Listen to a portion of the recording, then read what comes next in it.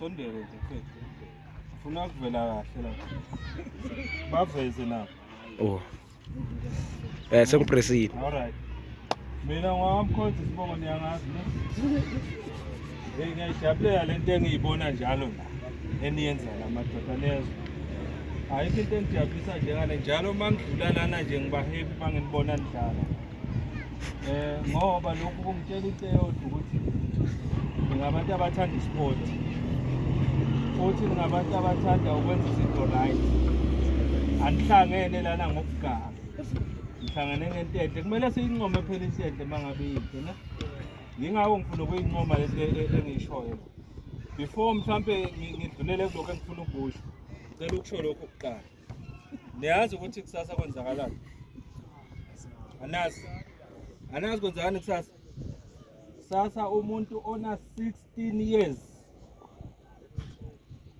18 kuyaphezulu but 16 wonke umntwana ona 16 years kusasa uyakhona ukuthi ayoregister ukuvota. Nge-4 November kuzobe kuvota abano 18 years kuyaphezulu ne? Kodwa wena ona 16 ungakhona ukuyoregister ufakwe system. Sasa na Sunday. Ndingaje la nqubeko la inqubeko ngathi inenye indawo ekuzovotelwa kuyo ngo-4 November ne? So siyacela ukuthi mawuno 16 years uhambe uyovota. So nichazela ukuthi kungani sifuna nivota. Niyezwa kabi. Ngizohle ngiwabiza la ma-meeting afana. So nichazela ni-understand ukuthi kubaluleke ngani thina uyovota. Especially mawuno 16 nje uregister mawuno 18 uvote nge-4 November. Niyezwa kabi. Yilo ofuna ngikwenza. Funa nje ube ne-ID number. That's all. Niyezwa leyo nto. So lisebenziseni ke leli lungelo leli. So ke sengiqedile ke manje. So into ke ngenza ukuthi ngijabulele ukunibona nokunibonisa ukuthi ngijabula kanjani mangabe nidlala sport kanje. Kunamaswidi la ebhuthini. Mhlawumbe uyiwona ngavuka.